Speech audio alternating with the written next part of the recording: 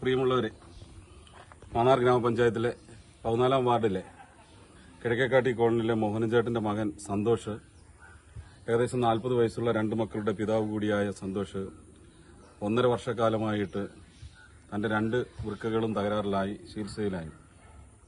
Kottayam medical college മുതൽ ഇങ്ങോട്ട് പരുമലയിൽ ഇപ്പോൾ ഡയാലിസിസ് ചെയ്ത് നിൽക്കുന്നു. 2 വൃക്കകളും തകരാറിലായത് മാറ്റിവെക്കുക അല്ലാതെ മറ്റ് യാതൊരു മാർഗവുമില്ല.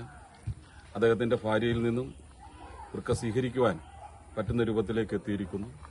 അതിന്റെ ചികിത്സാ ചെലവിലേക്ക് ഏകദേശം 20 ലക്ഷം രൂപയോളമാണ് വേണ്ടിവരുന്നത്.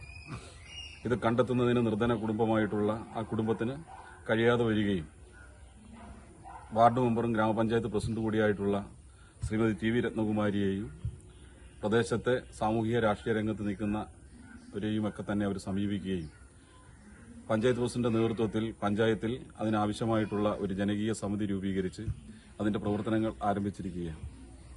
14-ാം വാർഡിൽ ഈ പ്രവർത്തനവുമായി ഇതിന് തുടക്കം കുറിച്ചു. ഇന്ന് 13-ാം വാർഡിലെ ജീവനക്കാരനായിട്ടുള്ള മുകേഷ്, വേളുത്തറയിൽ വീട്ടിൽ മുരളിച്ചേട്ടന്റെ മകൻ മുകേഷ് പ്രവാസി കൂടിയാണ്. പ്രദേശത്തെ എല്ലാ കാരുണ്യ പ്രവർത്തനങ്ങളിലും കൈത്താങ്ങായി നിന്ന് സഹായിക്കുന്ന വലിയ മനസ്സിന്റെ ഉടമയാണ്. രാവിലെ തന്നെ ഞങ്ങൾ ഈ കാര്യങ്ങൾ പറഞ്ഞപ്പോൾ ആ കുടുംബത്തെ സഹായിക്കണം. സന്തോഷ് ഏകദേശം സമപ്രായക്കാരനാണ്, കൂട്ടുകാരനാണ്. എല്ലാ നിലയിലുമുള്ള സഹായം ഉണ്ടാകും.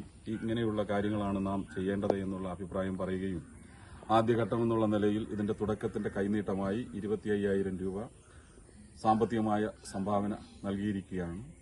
20 ലക്ഷം രൂപ മാന്നാർ ഗ്രാമപഞ്ചായത്തിന്റെ കിഴക്കൻ വില്ലേജായിട്ടുള്ള കുട്ടൻപേരൂർ വില്ലേജിൽ നിന്നും ശേഖരിച്ച് ഈ കുടുംബത്തെ സഹായിക്കുന്നതിന് വേണ്ടിയിട്ട് മാന്നാർ വില്ലേജിന്റെ പരിധിയിൽ നിന്നും ശേഖരിച്ച് സന്തോഷിന്റെ ജീവൻ നിലനിർത്തുന്നതിന് വേണ്ടിയിട്ടുള്ള എല്ലാ അശ്രാന്ത പരിശ്രമവുമാണ് വരും ദിവസങ്ങളിൽ ഈ പ്രദേശത്തെ സാമൂഹിക രാഷ്ട്രീയ സാംസ്കാരിക രംഗത്ത് നിൽക്കുന്ന എല്ലാവരുടെയും ഈ നാട് ഒരുമിച്ച് ഈ കുടുംബത്തിന് സഹായമേകുന്ന നിലയിലേക്കാണ് എത്തിയിരിക്കുന്നത്.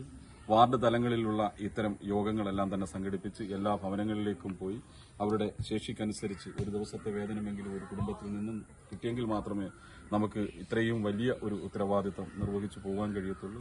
അതിന് ഈ കേൾക്കുന്ന എല്ലാവരുടെയും നിസ്സീമമായ സഹകരണവും പിന്തുണയും ഉണ്ടാകുമെന്ന് ഉള്ള പ്രതീക്ഷയോടുകൂടിയാണ് ഇതിന്റെ സംഘാടകരായിട്ടുള്ള ജനപ്രതിനിധികളും നാട്ടിലെ വിവിധ രാഷ്ട്രീയ സാമൂഹ്യ രംഗത്ത് നിൽക്കുന്ന എല്ലാ ജനവിഭാഗങ്ങളും എന്ന കാര്യം കൂടി അറിയിക്കുകയാണ്.